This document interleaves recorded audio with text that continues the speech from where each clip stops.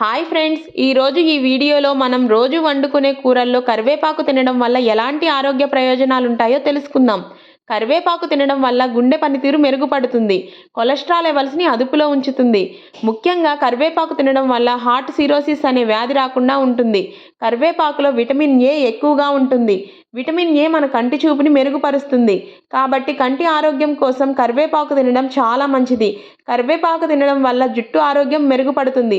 జుట్టు రాలడాన్ని నివారిస్తుంది. మన జుట్టు రంగు మారకుండా సహాయపడుతుంది.